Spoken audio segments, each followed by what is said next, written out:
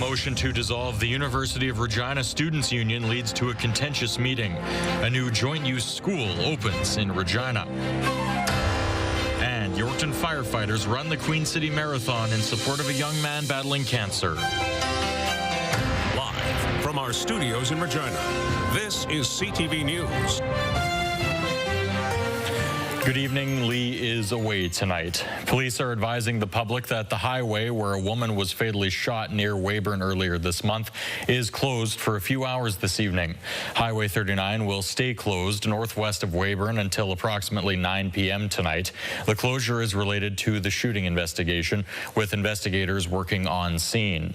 Drivers are asked to slow down as they approach the area and follow all signage and instructions.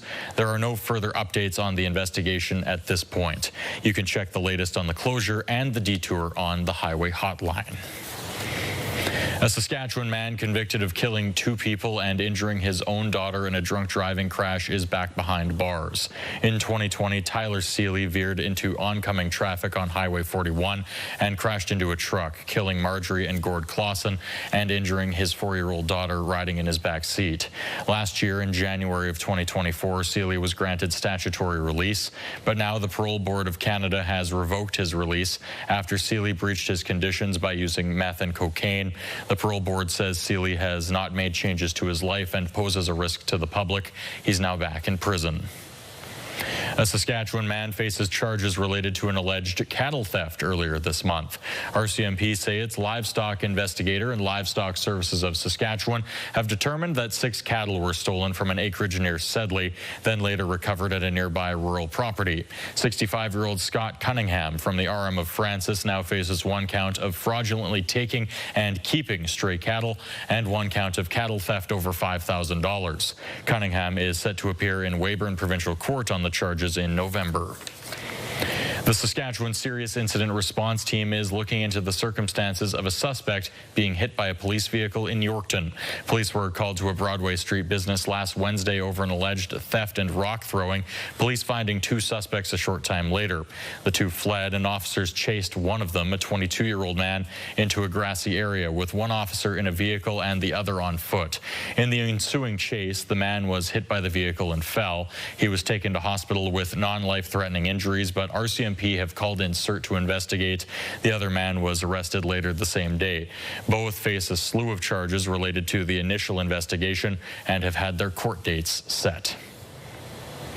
The University of Regina Students' Union will continue to exist for now after a meeting meant for discussing its dissolution was adjourned. As Sierra D'Souza Butts explains, students have voiced their concerns about the legitimacy of the vote to dissolve the union, leading the organization to press pause. Frustrated with the process of trying to join remotely, Amanda Leader is one of hundreds of students who weren't able to access an online University of Regina Students' Union meeting on Wednesday. I was able to listen to a friend's live feed, so from them being in the meeting, but that was it. I wasn't able to participate and vote or voice my concerns or anything like that. During the meeting, more than 450 students who were able to join, raising their hands virtually, the majority asking URSU to adjourn the meeting, meant to vote on a motion for the organization to dissolve. This is unparliamentary. You are not allowing students their democratic right. After changing the venue of its special general meeting twice before going the virtual route, people joined through a Teams meeting to cast their votes on the motion to dissolve. That vote didn't end up happening after students voiced their concerns over the meeting format and voting structure to URSU board members. Several students who spoke in the meeting also demanding a physical format for students to be able to cast their votes. I don't think that they were planning this meeting or running this meeting in good faith. I think that they really were just trying to gloss over what students' concerns were, and we heard that a lot, and students really standing up for themselves and being like, no, you are going to hear what I'm saying today. The concerns raised in the meeting layered on top of existing issues with the wording of the dissolution, which some students feel would unfairly resolve leadership of any accountability over what's happened to the organization in recent years. The meeting comes as the union remains under investigation for allegations of misappropriation of funds funds. Ursu was also evicted from the U of R campus last month. After 2 hours of students expressing their frustration, Ursu adjourned the meeting, but a new date has not been set. Sierra D'Souza Butts, CTV News, Regina. The NDP is accusing the provincial government of stacking the Saskatchewan Health Authority board with political operatives. The opposition says half of the 10-member board is comprised of people who have campaigned for the Saskatchewan Party in the past. It says some board appointments go back several years. The NDP believe it would be more appropriate to appoint healthcare professionals to the board. And I would add also that if you have someone that does have some experience in this area and that has also served as your campaign manager, they should not be put on the board, because people also need to have, there has to also be the appearance of independence, right? This is the SHA should be operating independent of government. The government says it's been transparent about who serves on the SHA's board, pointing to healthcare metrics and its goal of improving access and outcomes for patients. Serving on the SHA board is a part-time position, with the top job of chairperson paid $58,000 per year. Hundreds of elementary school students are starting out the school year with a new school in Regina. Mick Favel takes us to the grand opening of Tawau School.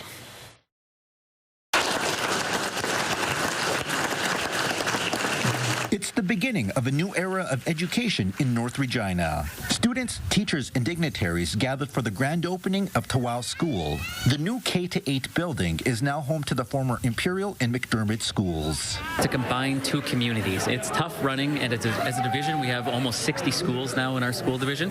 So being able to combine a school from a few blocks away into this one now and bring two communities together just brings more efficiencies with our school division as well, too. The school is a new landmark in the neighborhood, and those currently enrolled are loving all the perks of a brand new state-of-the-art facility. It's a much better school than our last one. It's more high-tech, it's bigger, better quality. It's just overall better school. This is such a big opportunity, because how many people get to graduate from such a new school all the time? You don't see that very much. The majority of the school's $67 million price tag was paid by the government of Saskatchewan, with the City of Regina funding the community space. The building will include a community center and kitchen. Not only are they spaces for learning for students, but they're more of a community center. I think that's what is really truly beneficial about this new location, this joint use school, that it serves not just the students and the education system in the area, but it also serves the entire community. Tawau School is named after a Cree term meaning welcome or come in, which is intended to include all students. When students feel like they belong, no matter what culture or background you are, when you feel like you belong and you know that teachers and staff care for you and that you have a human that believes in you and you can see yourself in that school, kids will do better. 470 students now walk through the halls of Tawau School. In a few months, the Catholic school side of the joint use building will open with a total capacity of 1,000 students. Mick Favel, CTV News, Regina.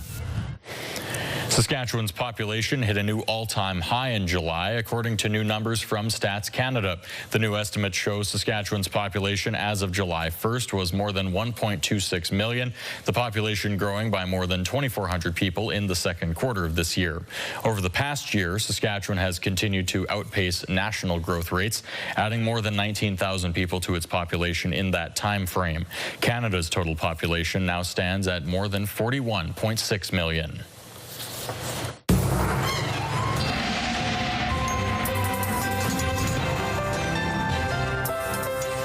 All right, Angela Stewart joins us in the Weather Center tonight, filling in for us for a couple of days here.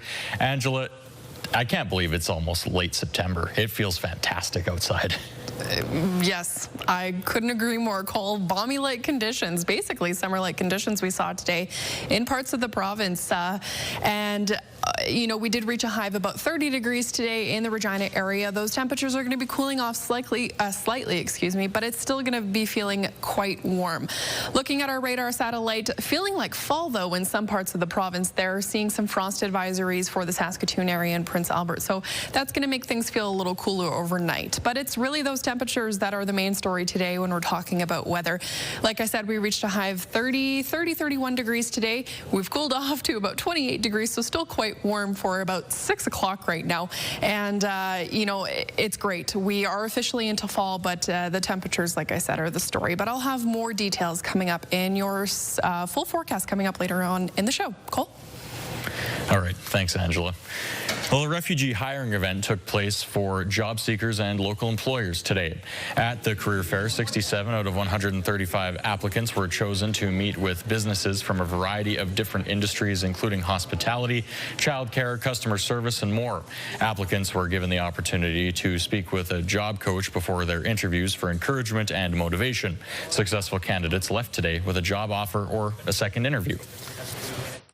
It's equally an opportunity for employers to come to know about, our community that is here, who have all the skills that are required for the jobs, and all they need is that connection made. This is the second hiring event of its kind in Regina, and organizers hope to plan more in the future. A group of Yorkton firefighters hit the road recently, heading to Regina to run in the Queen City Marathon.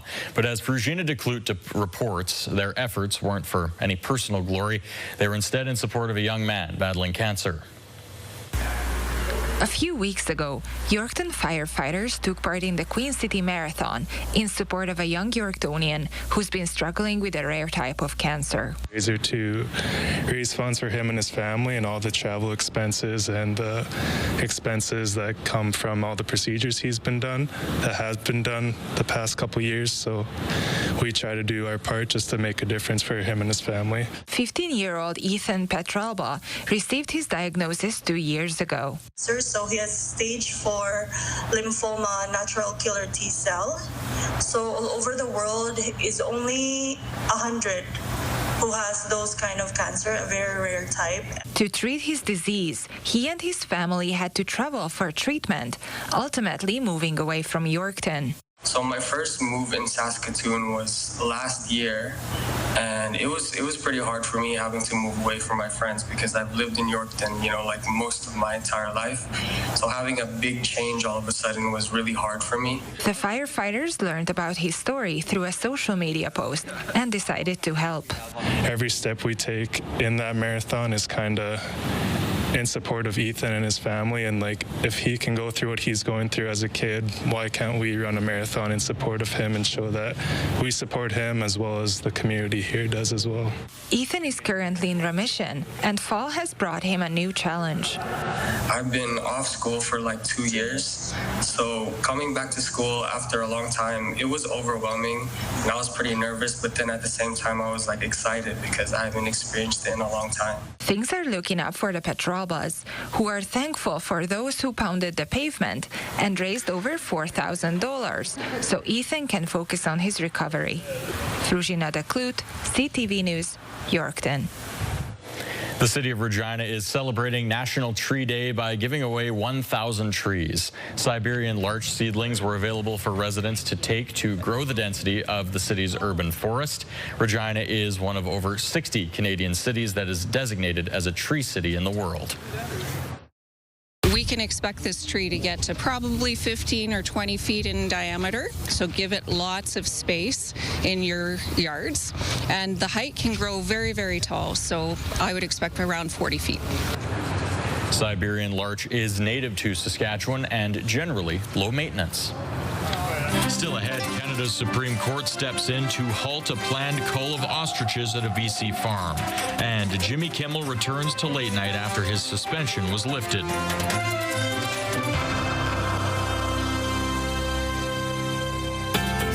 Your morning just got a little brighter. Start your day with CTV Your Morning, and you could win $20,000. For your chance to win, watch CTV Your Morning Saskatchewan, weekday mornings 6 to 9.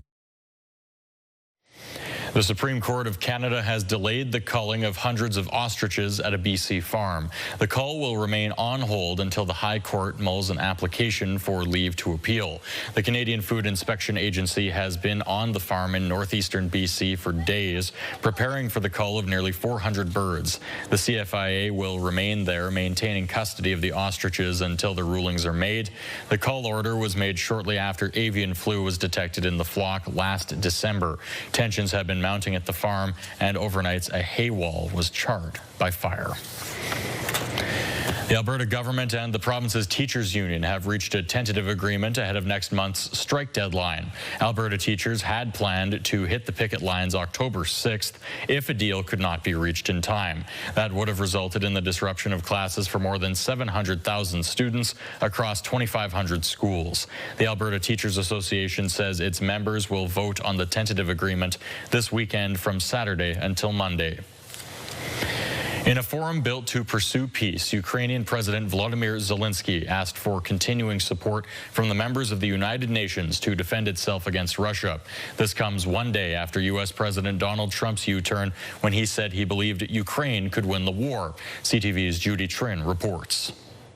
We are now living through the most destructive arms race in human history. Even as Ukraine's president warned about the escalating dangers of unchecked AI-controlled drones, Volodymyr Zelensky said the less advanced version of the weapons was enabling his country to hold back Moscow's might. Ukraine doesn't have the big fat missiles dictators love to show off in parades, but we do have drones that can fly up to 2,000-3,000 kilometers. Zelensky cited success in destroying Russian assets in the Black Sea and key infrastructure.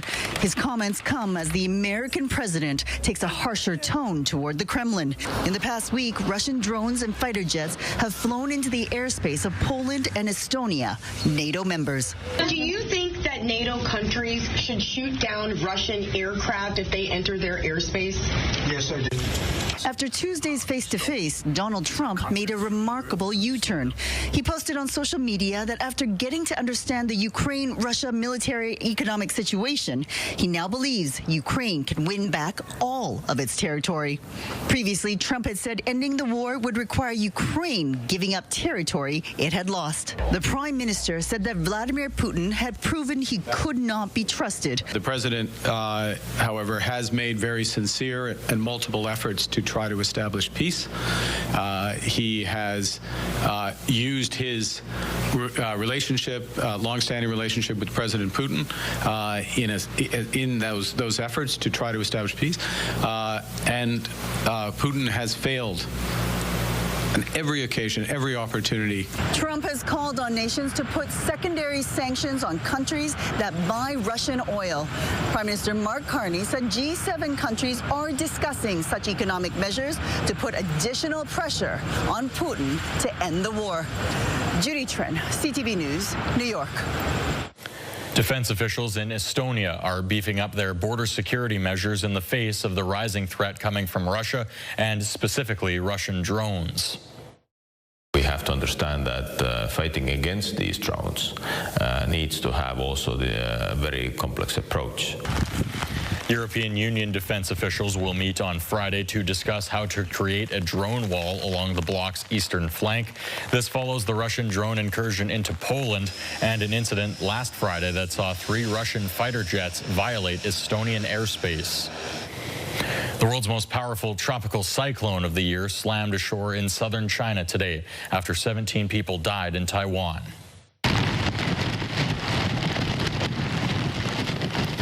Typhoon Ragaza also lashed Hong Kong with ferocious winds and heavy rain. The typhoon is tracing towards Maoming, one of China's biggest oil refining cities. China's Marine Authority has issued its highest red wave warning for the first time this year, forecasting storm surges of up to 2.8 meters in parts of Guangdong province. Jimmy Kimmel making an emotional return on ABC last night after a week-long suspension over his comments on the political response to the Charlie Kirk shooting. The comedian was somber yet defiant in his opening monologue, clarifying his controversial comments while standing up to the dangers comedians now face. Our freedom to speak is what they admire most about this country. And that's something I'm embarrassed to say I took for granted until they pulled my friend Stephen off the air and tried to coerce the affiliates who run our show in the cities that you live in to take my show off the air. That's not legal. That's not American. That is un-American, and it is so dangerous. In his return, Kimmel was at times emotional, saying it was never his intention to make light of the murder of Charlie Kirk and praising Kirk's widow for forgiving the man who allegedly killed her husband. While ABC did bring Kimmel's show back, the two biggest owners of ABC affiliates kept up their boycott of the show. There was quite an effective pushback to his being, off the air for a week there, that Disney stock went down, a lot of people canceling their Disney Plus subscriptions, including Howard Stern. You heard from people all over the place, a lot of famous people and a lot of just regular folks saying enough is enough. We live in the United States, a land of free speech, and this guy's a comedian and he gets to do this. Coming up after your forecast, meet Saskatchewan's newest millionaire coming off a big lotto win.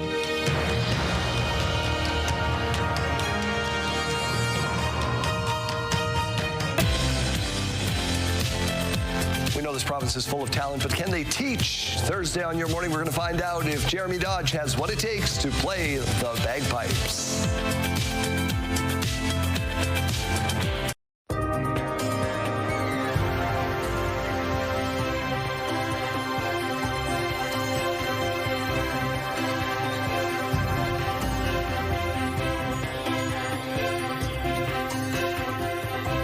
All right, welcome back. Almost kind of felt like summer-like conditions today in the Queen City, but our trees and our looking through our sky cam reflect a fall day. But nonetheless, it was the temperatures today that are really telling the story when we're talking about weather. We reached a high of about 31.1 degree today, cooled off to about 28 degrees, and winds fairly calm, sitting at that 30 kilometer mark. So all around was a great day. We don't have much to talk about in terms of active weather. I just want to touch on this real quick. This is a frost advisory for the Saskatoon and Prince Albert area, also seeing some air quality statements, so that's making things feel more like fall overnight. So a little cooler overnight to be expected if you are in Saskatoon. But for the south and the Queen City here for us, don't have much to tell you. Not much has happened, as it's been a lovely day. Looking ahead, when we're talking on or looking at our tracker here, I don't have much to tell you. Some wind is going to pick up starting in the Parkland region, so when these lines kind of get close together, that means the wind could pick up. Seeing some cloud cover rolling in for the north there. Nothing really happening up until probably about Thursday. Heading into Friday, we could see a system heading in for the Lloydminster area. Some light rain, but it's not until Friday morning where we could see a system here rolling into the Saskatoon and Prince Albert area. So that yellow could reflect some hail. The green reflecting a chance of heavier rain, bringing with it some cloud coverage for the Regina area. Doesn't look to be like we're going to see any moisture really at all for the Regina area. We could see some here for the Wynyard Parkland region, and then another system expected for Yorkton there by Friday afternoon. But nonetheless, nothing really to tell you for the Regina area. Winds also, again, fairly average. Could be calm. Could they, just be prepared that they could pick up over the next few days heading into the weekend there. Things also looking fairly clear for Saturday and on Sunday there. So your forecast heading into tonight, average low for this time of year is around that 2 degree mark, so that looks to be the picture in some areas. And then double digits for the north part of the province. There lots of sunshine across the board expected. A little further south, 21 degrees expected for North Battleford, 20 for Saskatoon, and 19 for Yorkton. Mainly clear conditions really all around for all these areas, and those temperatures remaining in those seasonal lows. And for the southwest part of the province, warm conditions.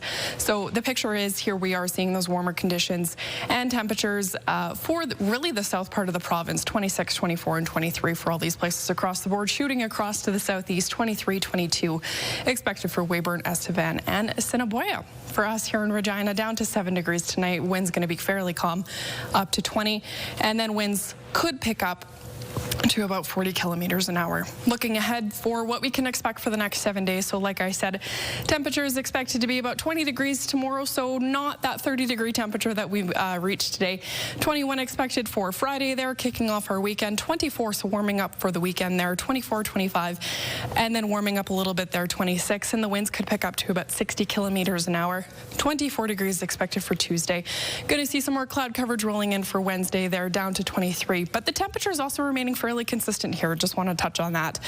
So like I said, going to see a warm up there heading into the weekend. 24, 25, 26. Lots of sunshine right across the board. So this time of year, as we are officially into fall, seeing like those summer-like conditions and temperatures cold. So it's going to be great over the next 7 days. Angela, the forecast looks like $1 million right now, but do you think it compares to actually having $1 million? Both would be nice.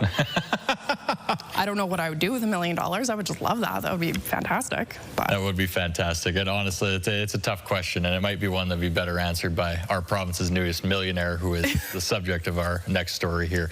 She was presented with her winning cash today after a big lotto win. Hallie Mandrick introduces her to us. When IVR went to grab a slushie, she was treated to a big surprise. I took it up there and he rang it through and I said, "Oh, just take the slush out of that." He just jumped back and he was shaking. I was shaking and he told me, it's just like, so I said, "I'll be right back. I got to go home." So I went home, showed Mike the ticket, and he looked at it and he looked at me and he said, "Are you rich?" He said, "Where's my slush?" The Outlook resident will be taking home $5 million thanks to a Lotto 649 draw made earlier this month.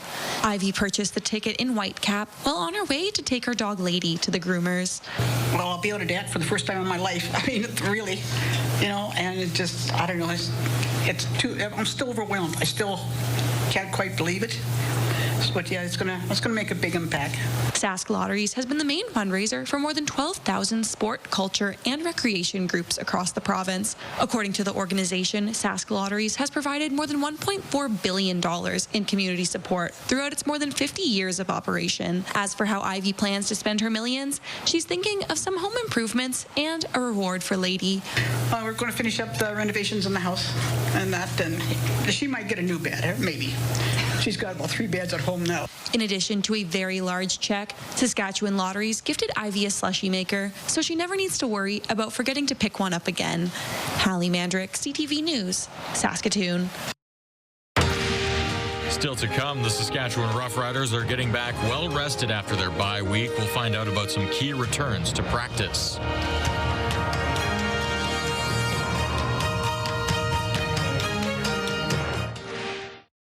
Wardrobe consideration in part by Colin O'Brien Men's Shop. Going into the final stretch of the regular season, the Saskatchewan Roughriders may be getting some reinforcements back on the field sooner than later. Jacob Carr has the details on who Rider Nation could see suiting up for the green and white over the next few weeks. Let's see as Wheatfall goes to turn. He gets collision right on his knee right there. Being without Marcus Sayles, among others, in the secondary saw the Riders lose their last game in giving up 48 points to Montreal. And for Sayles, having to be on the sidelines while the defense struggled was tough. It hurt me. I'm one of those guys. I love being on the field. I mean, I love playing with these guys. And, hopefully, when I'm on the field, I can help as much as possible. But, we got guys that can make plays as well. Unfortunately, they got the better hand that week. Sayles looks to be ready to return to the lineup this week, though, participating fully in both practices so far. In terms of a longer-term injury returning to the field, Philippe Gagnon is practicing for the first time this season since tearing his bicep in training camp. The offensive lineman, brought over from the Alouettes in the offseason, stuck around in the Queen City throughout his rehab process. To me, it just signals that, this isn't done. This isn't over. I'm still committed to this. It's why I showed up here in Canada. It's why I came here, is to, see this through. And so it just felt symbolic to me to stay here the whole time. The pass catchers could also be receiving some reinforcements. Kean Schaefer-Baker is on the field for the first time since suffering a foot injury early in the season. Sam Emilis is also taking reps but is unsure if he will play this week. Corey Mace also remains tight-lipped on his status. We'll see. I mean, we're out there still ripping around, so we'll see towards the end of the week. But, it's awesome to see 1-9 out there being able to move around a little bit. But as always, we'll just make sure we make the right decision for us. If Emilis can go this week, Rider Nation will be looking looking for big plays like this one. Comes Saskatchewan again, and that one to Emilus. 10, 5, touchdown! Jacob Carr, CTV News, Regina.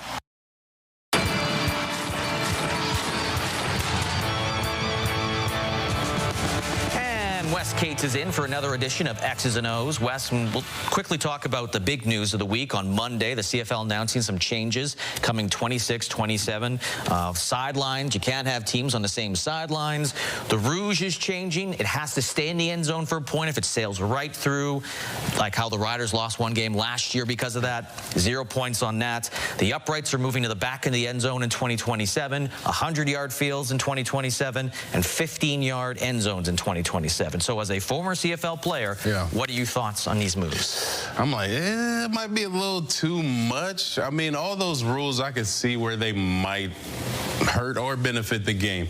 I mean, you talk about, you know, what was the first couple? I know the sidelines. Yeah, the sidelines make sense because it's always annoying to have to run from one field to the other when you're on the same sideline. You kind of have to. It's just too close, too much going on, and we've seen from a couple of little skirmishes that it's not great for players to be in kind of that proximity to each other.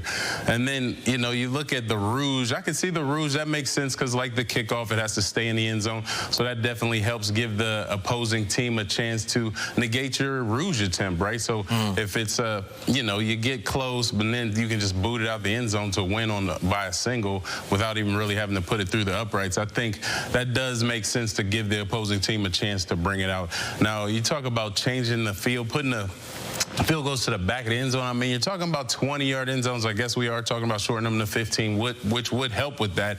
But, man, you're almost taking the kicking game out of it. That end zone, that 15 yards is a lot. So now you're talking about in the CFL where you typically see guys around the 50 or maybe even midfield still able to attempt to kick. Now, no, you're talking about the 30, you know what I mean, or 40. Like, once it hits the 40, it's like, no, we can't make this. So I think that might, you know, it would bring the scores down, and it might make teams go for it more, but and it's a lot better for punters too. A lot more coffin corner kicks, I guess. Yeah. But yeah, it's just going to be tricky. It's just going to be hard to envision all those rules coming in. But I do see how they might be able to help the game a bit. If you ask Riders back in the 2019 if they wanted the uprights moved to the back of the end zone, Cody Fajardo would definitely say, yeah. Remember the doink? Yeah. All right, let's move into the game. It's the Elks versus the Riders in Edmonton this week. Riders, they win, they get a home playoff game. It's as simple as that. Offensively for the Riders, they got to get this passing attack going. Trevor Harris, last 4 games, 4 touchdowns, 4 interceptions, and has not thrown for over 300 yards. Yeah, I think right now the Riders are still sitting okay, Lee. We all know that. But at the same time, you want to see this team playing aggressively, playing strong, and really just dominating teams, which obviously hasn't been happening. You know, you lose one to Montreal. You know, this last couple of weeks in the CFL has been crazy. The mid-level teams have been putting a smackdown on the top-tier teams, and then some of these bottom teams have been battling out and trying to stay in the hunt. So it's good for the CFL overall, but if you're talking about being a Rider fan, you want to see the Riders be more consistent and just be able to move the ball. Defense is still playing pretty solid, but yeah, I think Mark Mueller needs to get more creative with his play calls, move his receivers around a bit more. You know, you always feel like if you have great athletes, you can win one-on-ones, but you got to be creative as a coach and help your guys get into positions to win instead of just, you know, letting them go up, line up, and the defense knows exactly what they're running, yet they're still supposed to win and find ways to be creative on their own to get open. And that's not as easy to do against some of these great athletes that they're going against. And Justin Rankin or Cody Fajardo for the Elks, who are you more scared of for somebody that can explode and have a great game against the Riders defense? Well, I mean, Rankin's obviously been playing great football. I mean, he's probably one of the most efficient players on offense in the league, if not the most. And then Cody is Cody. I'm never really worried about him unless you give him the ball late in the game in a one-score game. Then all of a sudden he turns into one of the better quarterbacks we've ever seen. So I'm not too worried about Cody. He's going to hold on to the ball. He's going to take his sacks. And so it's going to be really difficult dependent on this Riders offense to not keep it close, take advantage of the opportunities that this defense is going to give you early in the game and just put them away, because Cody will get you in those late seconds. He's proven that. Well, we'll see if those corners return for sure, if Tavon Campbell and Marcus Sales are good to go. But Calgary, with their loss last week against BC, they're in a position where they're going to Montreal. They've got some quarterback injuries. The Riders, if they can get a win and Calgary loses, they could be getting extremely close to hosting the Western Final. We'll analyze that game in Edmonton and look forward to next week on another edition of X's and O's. X's and O's, brought to you by Campion College at the University of Regina. Coming up, give this goose a gander as Regina's steel mill brings back a piece of its manufacturing history.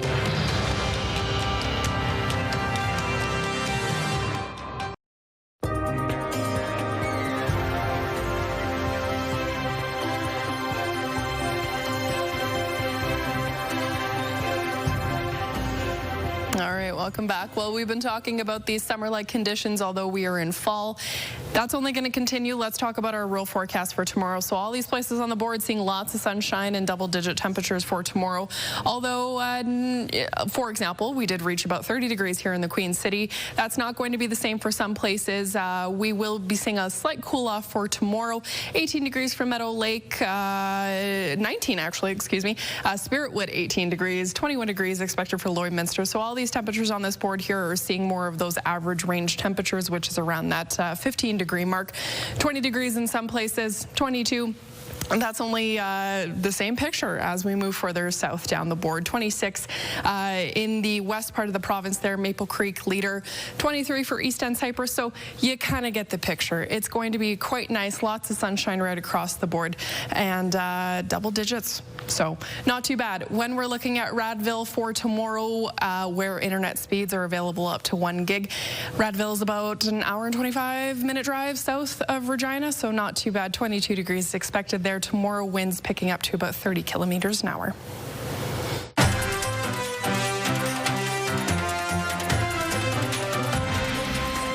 Regina's Interpro steel plant today turned back the pages of time by reintroducing the Canada Goose as its corporate symbol. A recently restored 10-foot goose statue was also unveiled at a ceremony outside the plant. Wayne Mantica reports. The goose is back. Employees of Regina's Interpro Pipe and Steel were excited as the company prepared to unveil a restored 10-foot statue of a Canada goose. It was the plant's original symbol. I got goose memorabilia all over the house still from the first go-around with IPSCO. The Canada goose goes back to the 1960s, when the Regina plant was known as IPSCO. The statue was retired in 2007 as the company went through ownership changes. It was recently removed from a nearby park and sent for restoration as the newly named Interpro Pipe and Steel returns to its roots. Just to see the goose back was something that I'll never forget. And I was so proud that they took the time to understand our roots and make sure that they were going to leverage that moving forward. It was a nostalgic moment for longtime employees who attended the statue unveiling. It's actually historic because when we first heard about the change into Pro Pipe and Steel and to see the goose come back, hey, it was the good old days. So we're excited. Business is rebounding at the Regina Steel plant under its new ownership as orders come in. Interpro is currently hiring 400 additional workers, bringing the total workforce back to over 1,000. Wayne Mantica, CTV News, Regina. Well, from a flying goose to a different kind of flight, a group of Saskatchewan community leaders were airlifted to a secret location to take on medical and aviation challenges today. As CTV's Stacey Hine tells us, it's all part of a fundraiser for Stars Air Ambulance. 4, 5, 6. From practicing CPR to working on SOS signals, it's not a typical day for these Saskatchewan community leaders. The 5 participants are flown from the Stars base in Saskatoon to a secret location on the outskirts of town. It was scary. It was exciting. Felt very meaningful that I was going to spend the day raising money for something that would make a big difference to people in our province. The crew then participated participates in a series of challenges. The ground is right through the middle of the page. Here, they're dispatching calls, learning to work through distractions and prioritize resources. Later, a three-legged race, responding to emergency scenarios. It's a first-hand look at STAR's critical care operations. We have leaders from the community come out and really spend a day in the life of the air medical crew, doing challenges to really understand kind of what our work is like in the field. The crew is also raising money for the organization. Each person has to raise $50,000 to earn their flight home. Fundraising is crucial to keeping STARS in the air, making up half of its annual operating budget. One person saying the community is willing to support the cause. STARS has impacted so many lives in Saskatchewan, in rural Saskatchewan, and it's really not a tough sell because everybody has seen the benefits of it. STARS says its goal is to raise $400,000. And it appears everyone has earned their flight home. Stacey Hine, CTV News, Saskatoon. All right, let's take a look at where your markets are sitting tonight. TSX was down about 58 points to 29,756. Dow Jones down about 171 points to 46,121. The Canadian dollar was down a bit, currently trading at 71.96 cents US. Commodities gold was down today about $27.86 an ounce to $3,736.16. West Texas Intermediate crude was up about $1.58 per barrel, just under $65 at close. Western Canadian Select crude was up $1.48 to $53.18 a barrel. Gas per liter was most commonly in Regina around 135.9. The lowest you'll find is about 114.9.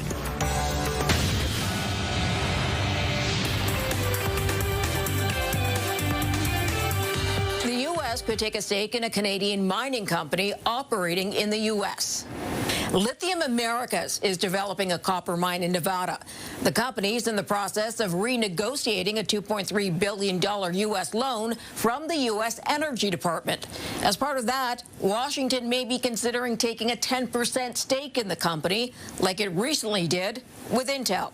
Another copper miner, Freeport-McMoRan, is slashing its production outlook after an accident in Indonesia.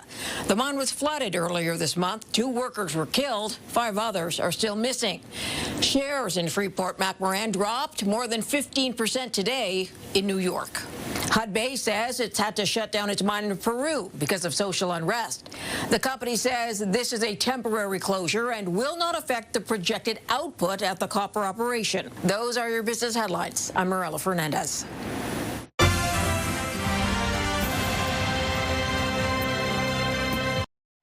All right, coming up tonight on CTV, we have a show called The Floor, not followed by a show called The Ceiling, but I guess The Big Bang Theory happened in the sky, sort of. Anyway, we're getting too into this.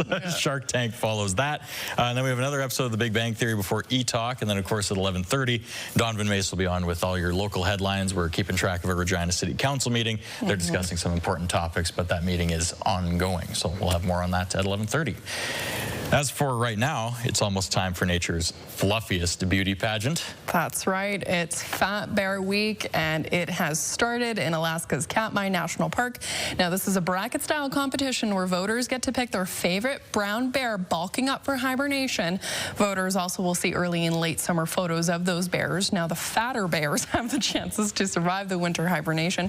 This is now the 11th year of this competition, and Bear 128 Glazer has won the last 2 years. This year's winner will be announced September 30th, which is exactly a week from today, Cole. That is very hard to believe. What isn't hard to believe is that 32 Chunk is going to win it all this year. Okay. He's back, had a bit of a broken jaw, but he's recovered from it. Still doing fantastic. I think it was 926. He's a pretty big competitor. That is a big competitor. It would be a bit of an underdog, but or under bear. Anyway. Well, if you've had 16 straight days away from your job, would you choose to do more work?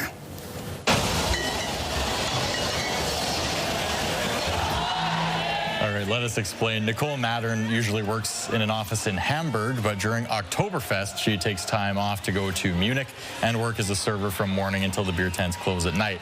Visitors to Oktoberfest normally drink about 7 million liters of beer during the event. This is the 190th edition of Oktoberfest, and it's now open in Munich until October 5th. That's one for the bucket list. That sounds like a stomach ache waiting to happen. So 7 million liters. That's a lot of beer. Have a good night.